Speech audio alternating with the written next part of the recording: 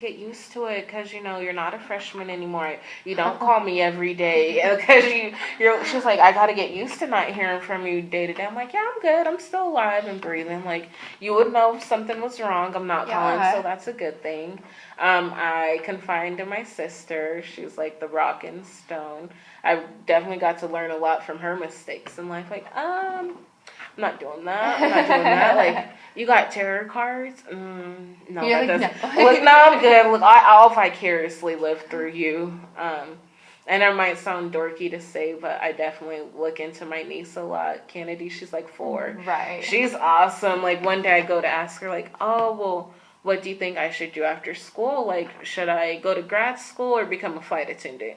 Oh, okay. Nene, I think you should go to grad school. And I said, I'm not ready for that yet. Okay, so do you think I should, do something, become a bank teller or go to grad school, try to switch it up a little bit? She said, I think grad school. I said, Oh my gosh. okay, well, we'll have to find a fun state where I could pledge to like a black sorority and then maybe we'll see. Then maybe we'll talk, right? And then as far as like my dad's side of the family, I'm working on building a better relationship with him. Right now, it's just a lot of transactional leadership happening, such as, you got some money? Like, I'm like, Brianna, Right. BBHMs, like, LOL. I hope the class, like, gets the joke or whatever, but, So, and if you feel like you're not comfortable answering any of these questions, look, I'm you're very open. Look, I feel like the best way to learn and to grow and develop as a person is to be as open as you can about your life. Like, right. So, as you were saying, you and your dad's side of the family, so you don't really talk to them as much or haven't grown up anyways? No. So, what happened was, me and my sister, my older sister, are 7 years apart. She kind of got to see him off and on again when she was growing up, but then by the time I came around, it was more like, well, this is your dad, this is the situation, and it is what it is. And I said, okay, Right. whatever. I'm going to still make sure I get mines, and I'm good at the end of the day, like, spreading sunshine and joy. But I don't have a good relationship with him. Like I mentioned, it's just a lot of, you got some money, I know when you get paid. Right. But since taking Christy's leadership class, 670 personal development, it's like, wow, maybe you should work on building and developing relationships with the people who are close to you, because I realize I am blessed and honored to still have him alive and like to be able to form a relationship. Like, no, it wasn't always what it was when I was younger, but I have the opportunity to make something of it now. Right. Might as well seize the day. Well, that's good. I have a good relationship with my 2 sisters, which are from on his side, and it's funny. It's like we kind of teamed up, like the alliance of sisters, like, I don't know, like the Powerpuff Girls, to say the least. But yeah, it's definitely a work in progress, one day at a time. I haven't actually initiated that conversation because, one, I don't like to talk over the phone because I kind of get bored easily. I don't like text messages because they don't convey enough emotion for me.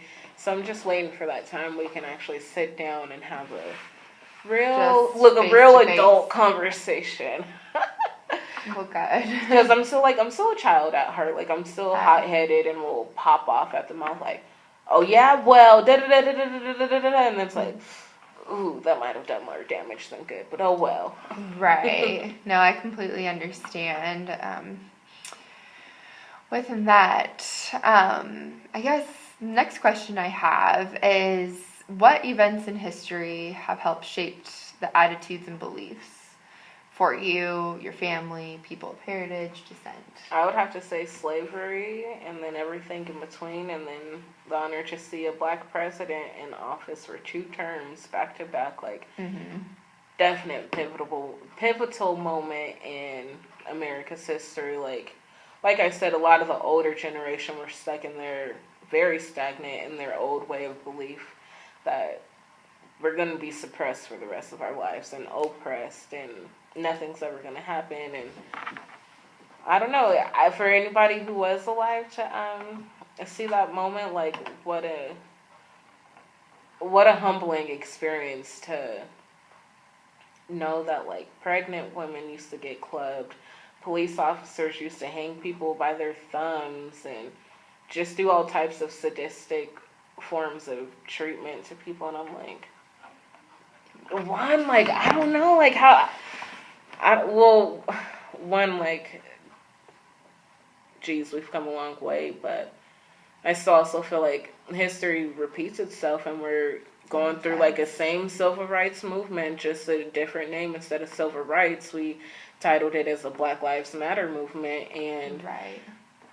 I'm learning, like, there's like two sides to every story in order for leadership and for change to happen. Like, sometimes there has to be violence. You have to dramatize the event so it can get the type of recognition it needs and deserves. But then to try to turn around and make it a non-violent movement, I don't know, it's very difficult. I feel like what a sad day in history that we had to remember that everybody's lives matter, and that although we may not look equal, it may not seem like we're equal, but we're all created equal. Like, at the end of the day, we bleed red blood, and there's an end and a beginning for each of us. Right. We're all the same on the inside. It's like, I know, like, why can't we? I just don't understand.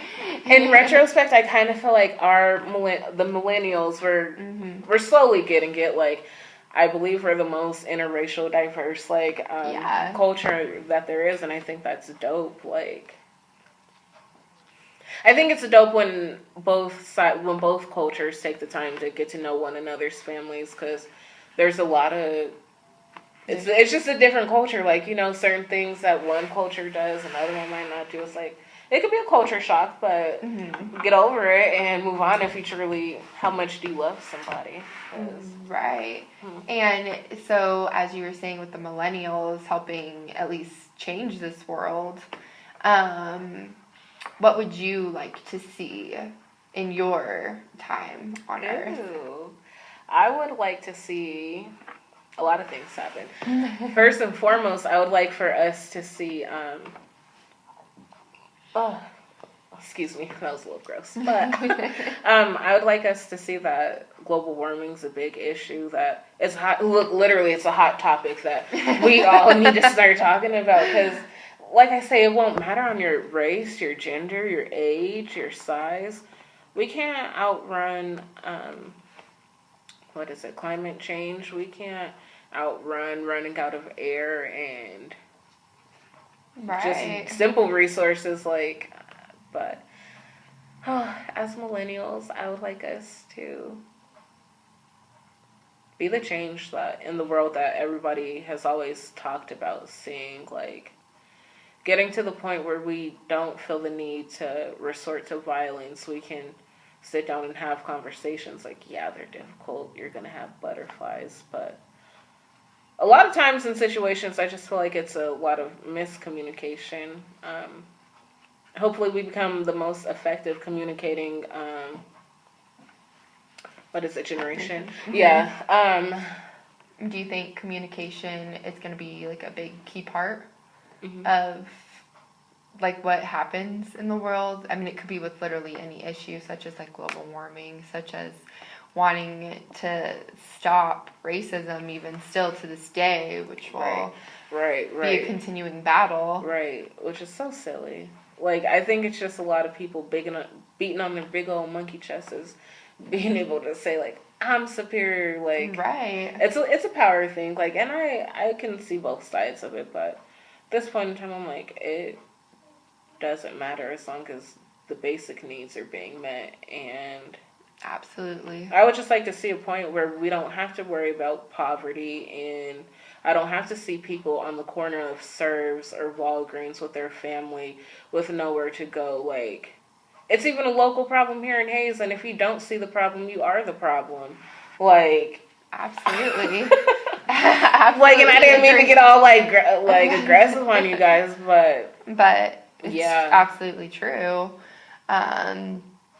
Now, within that all being said, what events in your life have helped shape you? Like, what is something, just one, like, significant thing that you could either be, thankful for, or, you know what I mean? Yeah. I definitely have to revisit the topic when you were going back where you're from. Being able to be a part of such a diverse community, to, like, see what the hood looks like, what the nicer town looks like, what Yes. people in between look like. That's one of the humbling experiences, to know that you have it a lot better than some people out there, and like a lot of people are a lot worse. And yeah, that's definitely significant, just to realize keeps me grounded, like, Uh-huh. and then Absolutely. wants to thrive to do so much more, like to give back and like make a meaningful impact in people's lives, the type of impact that it's contagious. Like, they'll take it on and spread a little sunshine or joy into someone else's life. But Yeah. yeah, definitely being able to experience different cultures, because I worked at Chuck E. Cheese in America and got to experience like all different types of cultures. I mean, Yeah. everyone celebrates birthdays, and just to learn about different birthday Yeah. practices and do's and don'ts. I'm like, wow, this is an amazing experience. Absolutely. I have people tell me like, oh, you're gonna be at our scrapbook. Like, okay, girl, let's take my picture. Look, I might blow up one day. You might want to keep that. Yay, you never know. And I mean, I guess the last question I really have for you is ultimately, to this point in your life, are you happy with your life, or what goals do you have for yourself still, and what goals have you achieved so far that you're happy with? Okay, first question, am I happy with my life? Yes, I'm very happy with my life. Do I have days where I'm like, the world is falling, the sky? Yes, I Yes. do. Do I sometimes forget how blessed and thankful I am? Yes. Goals I have achieved so far, I would say being, what is it, the first generation to graduate from my family. Like, I feel like Awesome. I don't really know of anybody who has successfully completed their bachelor's degree. I hear a lot of people who are still in school, still trying, and I'm like, kudos to you guys. But just to know that I've actually pushed through the trials and tribulations, I've gone through the tests, I could give the testimony. Like, if I can do it, like, definitely anybody else can do it. Because, like, I'm sure some of you guys maybe or may not have seen me. Like, I used to hobble around, like, my good freshman, sophomore year, dealing with, like, knee and leg injuries. And, I mean, look, so back in high school, I got those injuries. And then to carry on into college, I was like, oh, my gosh. But, I mean, that's an accomplishment right there, that I'm glad I can walk nice and smoothly without the device of, different devices. That's a goal that I'm glad I... Yeah. Being the first generation graduate, I might as well continue on and push to Absolutely. get my master's, just to say you can do it, and that you did do it. You right? know?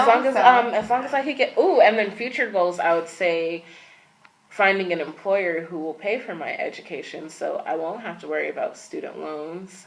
Right. I definitely want to somehow establish a nonprofit organization that can flourish enough where they can provide the monetary needs for people, but I don't know, something with kids, something for the old, something for the in-between, just to learn and grow. Like, we all have all of these ideas, and it's so amazing.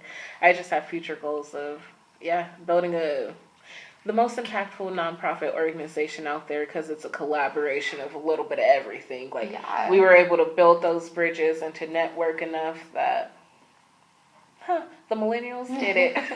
Absolutely. All right. Well, Dakota, I just wanted to say thank you so much for taking time. It's been a pleasure. Yes. So, thank you for doing this multicultural interview, and I hope to see you around campus. Thank you. And if you guys have time to visit the next Wednesday, the 26th, or this upcoming Wednesday, come out and support Black Student Union at their annual talent show, or our annual talent show.